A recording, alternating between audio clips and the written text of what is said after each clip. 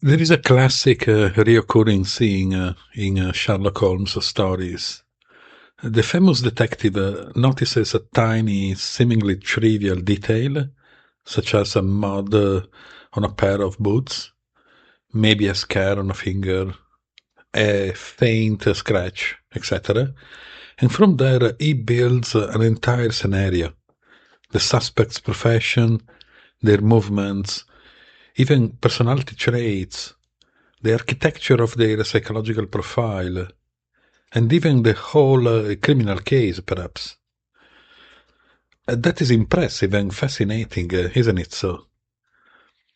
That is why people love Sherlock Holmes.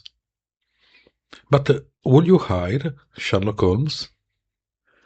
Would you hire him to give you an orientation, tips, and insights on how to administer your own thinking?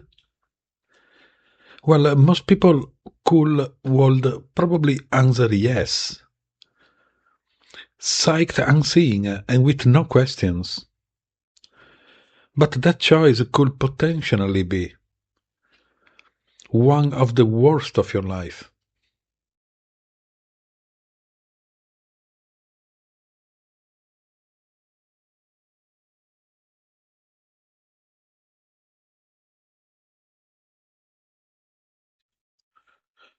From one elementary Dear Watson to the next, which, by the way, Holmes never said, according to the literature of Sherlock Holmes stories, an almost magical emotional resonance and lip rise, which fascinates the reader or the watcher because it feels like a sudden revelation filled with smartness and intellectual acumen. But we know that nothing is as it seems. And we should also know that how information is presented has much more power and influence than what the information actually is, which is called the framing bias, by the way. So this is, in a nutshell, the essence of inductive reasoning, moving from particular observations to general rules or broader theories. It is certainly creative, no doubt about it. It is also a flexible process that sparks imagination. In the area of literature and stories, it is surely enthusiastic, of course. But in real, concrete, everyday life, it has a severe structural weakness. It is always probabilistic, never certain. As well, it dangerously borders on the risk of falling into the area of hyperconfidence, Dunning-Kruger based confirmation biases, or even toxically arrogant smartassery, to paraphrase the slang and vernacular of an unfortunately popular nowadays know-it-all trend, trendy in the Western world in particular. So the risk of seeing patterns that are not there, equally dangerously, belongs to the realm of apophenia or apophenic reasoning, which consists on taking the high risk of summoning the proclivity to bend the facts into plausible but likely false stories. In other words, induction, although fascinating and capable of boosting confidence, opens the door to magical thinking, cognitive biases, and even delusions. Lieutenant Colombo, the famous TV series popularized by Peter Falk in the 80s, by contrast, operates very differently. Colombo doesn't make dramatic leaps. He doesn't astonish with dazzling intuition, guesses, or finger snaps. Instead, he takes the suspect's story he observes it critically. It takes its time, thinks, and patiently applies deductive logic, while also often applying a Socratic irony, such as coming across intentionally as a non-particularly brilliant detective. The reasoning proceeds as follows. If things really happened this way, then this other consequence must necessarily follow, etc. If the consequence does not appear, then the whole story collapses. Colombo does not need nor rely upon miraculous insights. He needs and seeks consistency, coherence, deductive understanding, and clarity instead. That is why, from the storytelling's perspective, and in terms of emotional resonance, he seems less spectacular than Holmes, almost ungracious, maybe grotesque sometimes, clumsy and awkward, but in truth, far more solid, accurate, not interested in impressing, and ultimately reliable.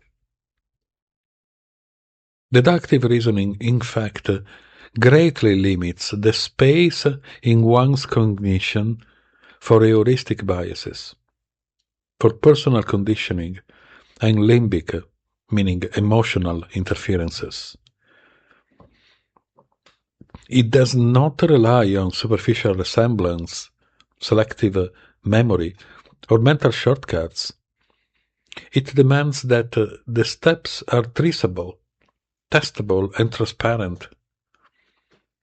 So by doing so, it reduces the interference of magical thinking, because what matters is not how appealing or seductive the hypotheses seem, and how much we wish them to be true,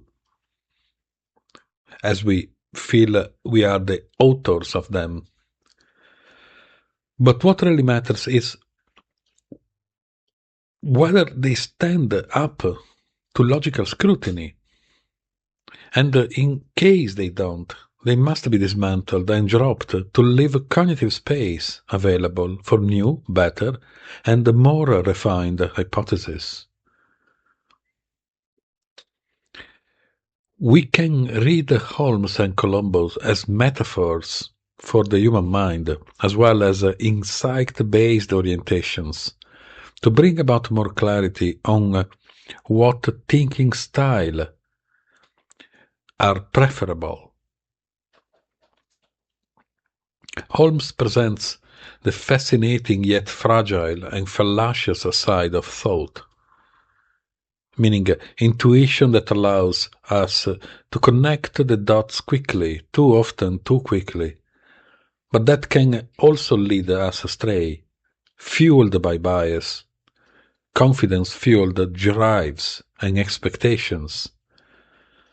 Colombo represents the more rigorous side, the metacognitive logicality that dismantles illusions, that refuses to be seduced by surface details, and instead uses them to test critically the coherence of the narrative and its bottom premises.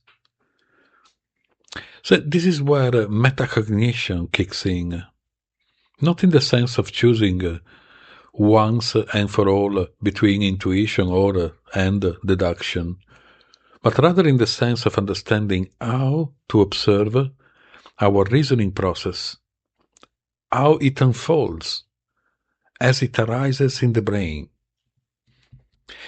A metacognitively oriented reasoning style allows us to ask meta-questions such as, am I jumping too quickly to a conclusion just because it sounds plausible, and doing so also makes me feel good and confident? Am I relying on a pattern that feels familiar and that resonates with my personality, but may be misleading? And so on. This important reasoning style, particularly crucial today as never before, considering the age of noise and information overload we live in, applies not only to personal introspection and inward reflections, but also to the conversations we have, or we wish to have with others.